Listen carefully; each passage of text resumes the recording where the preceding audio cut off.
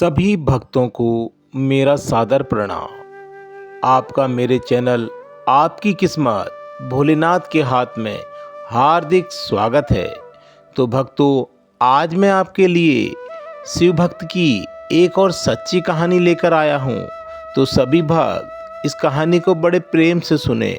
तो कहानी को प्रारंभ करते हैं। एक समय की बात है, माता पार्वती शिव से पूछती हैं, हे प्रभु, मुश्किल वक्त में किस कदर काम करना चाहिए।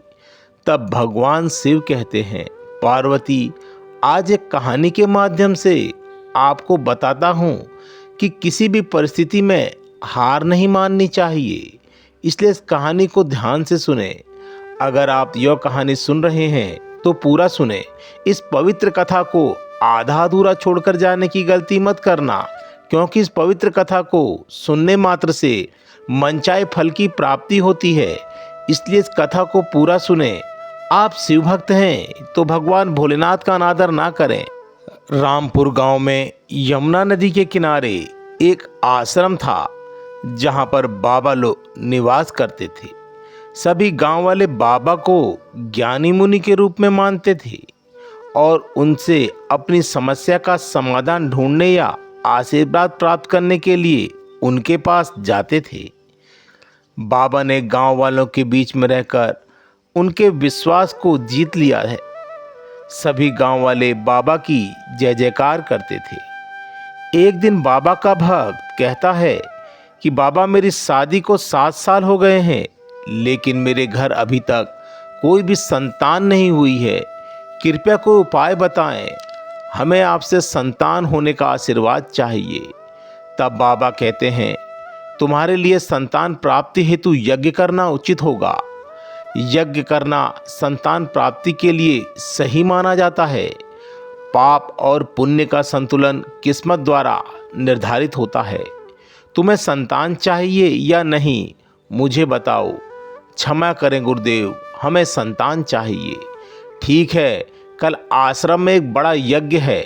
यज्ञ के लिए एक बकरी ले आना।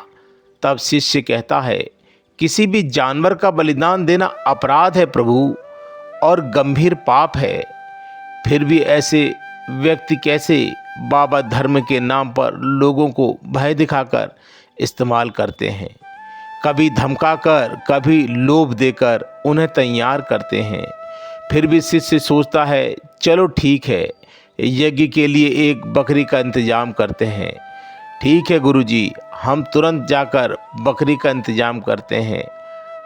ठीक है बेटा, जाओ तुम बकरी का इंतजाम करो। अगर आपको ऐतराज़ ना हो गुरुजी, तो मैं आपसे एक सवाल पूछ सकता हूँ? जरूर बेटा, पूछो। मुझे माफ़ करना गुरुजी, मुझे बलिदान प्रथा समझ में नहीं आती। मेरा मानना है कि देवी देवता इससे खुश होते हैं और हमारी सभी इच्छाएं पूरी होती हैं, लेकिन मैं सहमत नहीं हूँ।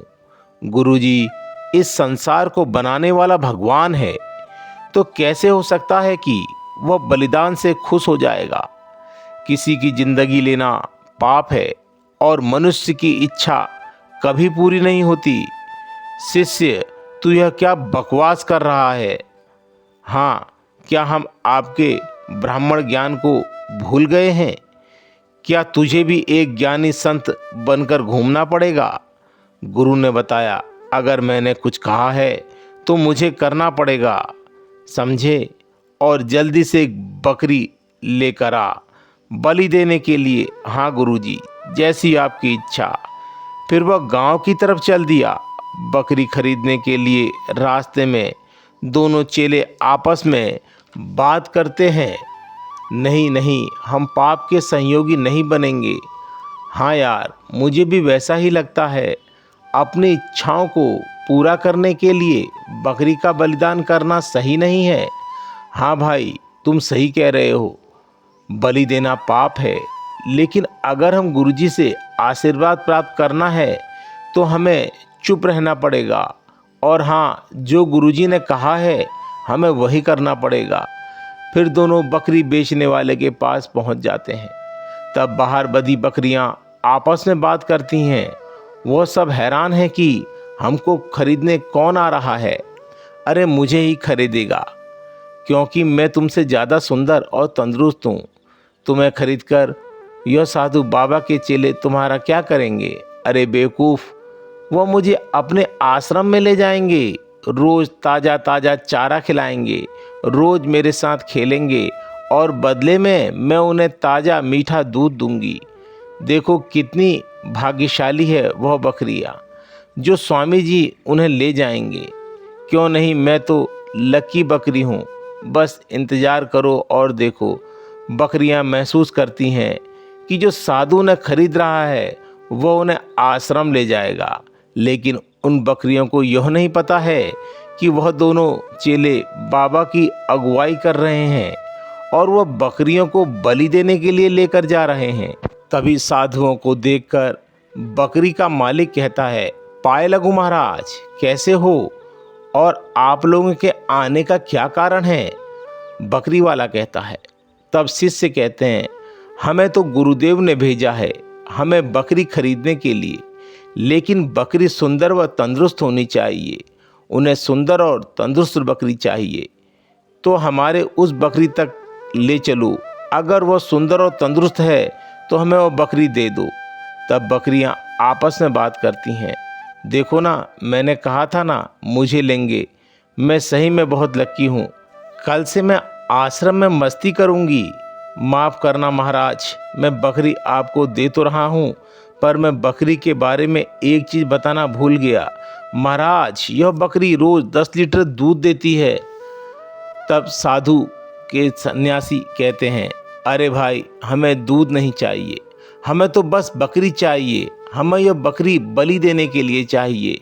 कल सुबह हम इसकी बलि देंगे और यह भगवान के लिए प्यारी हो जाएंगी। यह शब्द बकरियां भी सुन रही थी। बकरी के सिर पर जैसे बिजली गिर गई हो। बकरी की आंखों में आंसू भर आए।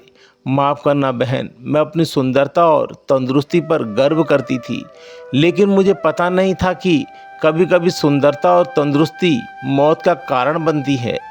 वह हम तो मुझे बलि देने के लिए ले जा रहे हैं। गुरु बाबा की जय, हम बकरी ले आए हैं। तब वह दोनों चेले बकरियों को लेकर आश्रम पहुंच जाते हैं बलिदान के लिए।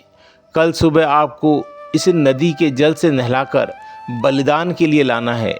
तब शिष्य ने कहा, हम तो बकरी को बलिदान के लिए नहला रहे हैं, लेकिन इस मासूम बकरी को मारने का पाप हम पर आता है, तो हम उस पाप के कैसे दूर करेंगे? आज यह बकरी बलिदान हो जाएगी। यह सुनकर मेरी पूरी रात सो नहीं पाया, लेकिन हम क्या कर सकते हैं? गुरुजी का हुक्म है तो हमें उसका अमल करना ही होगा। दोनों शिष्य आपस में बात कर रहे थे और बकरी उनकी बातें बड़ी ध्यान से सुन रही थी। उनकी बातें सुन बकरी को समझ आ गया कि वह दो लोग उसके खिलाफ हैं। फिर बकरी ने सोचा कि मौत को चुपचाप सहन नहीं करना चाहिए, इसलिए बकरी ने फैसला लिया कि अब बुद्धि का इस्तेमाल करना पड़ेगा। शिष्यों ने बकरी को नहलाया और आश्रम की तरफ ले जाने लगे। तब बकरी ने कहा, तुम दोनों की बातें सुनकर मुझे ऐसा लग रहा है कि तुम दोनों अच्छे इंसान हो।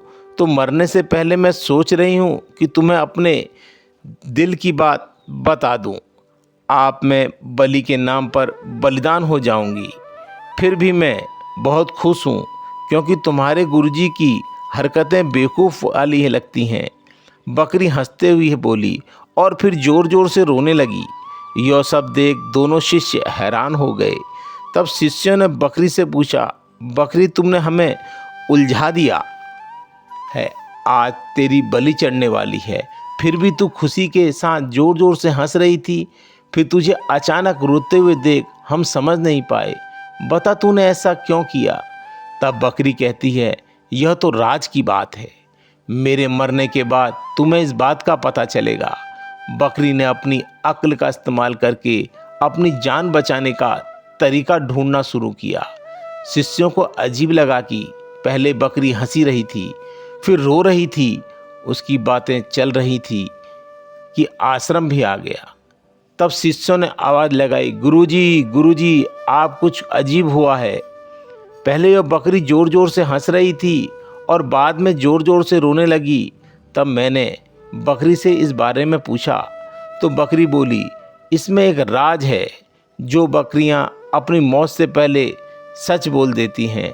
तब बकरी कहती है, अगर तुम्हें मेरी बलि चढ़ानी है तो खुशी खुशी मेरी बलि चढ़ा लो, मैं बलि के लिए तैयार हूँ। तब बाबा कहते हैं, फिर तू हंस क्यों रही है, बता क्या बात है। तब बकरी ने अपनी जान बचाने के लिए अपनी अक्ल का इस्तेमाल किया। बकरी बोली, जैसे ही तुम मेरी बलि दोगे मैं श्राप से मुक्त हो जाऊंगी। यह कैसा श्राप है। तब बकरी कहती है कि मेरे पिछले जन्म में मैं भी इंसान थी, तब मैंने भी एक बकरी की कुर्बानी दी थी। तब भगवान ने मुझे बकरी बनने की सज़ा दी थी। जैसे ही तुम मेरी बलि दोगे मैं अगले जन्म में इंसान बन जाऊंगी और तुम अगले जन्म में बकरी बन जाओगे, इसलिए मैं हंस रही हूँ। फिर तुम रोई क्यों। मैं जब पिछले जन्म में बकरी की कुर्बानी दी तो भगवान ने मुझे बकरी बना दिया था, और अगर तुम मेरी बलि दोगे तो भगवान तुम्हें बकरी बना देंगे। बाबा बकरी के यह शब्द सुनकर परेशान हो गया और उन्हें अपने पिछले जन्म की चिंता सताने लगी और पश्चाताप होने लगा। तब बाबा डर गया और उन्होंने कसम खाई कि आज के बाद वह किसी की भी कुर्बानी नहीं देंगे। आज से हमारे आश्रम में बलि प्रथा बिल्कुल भी नहीं होगी। यह बकरी हमारी सबसे प्यारी बकरी होगी और हम इसका मीठा और ताज़ा दूध हर रोज़ पिएंगे। इसकी पूरी सेवा पानी की जाए, इसको ताज़ी हरी सब्जियां और फल खिलाए जाएं। इस बकरी ने अपनी बुद्धि से अपनी ज़िंदगी बचा ली और समाज को यह संदेश दिया कि मुश्किल वक्त में हार नहीं माननी चाहिए, हम मुश्किल की चतुराई से सामना करना चाहिए।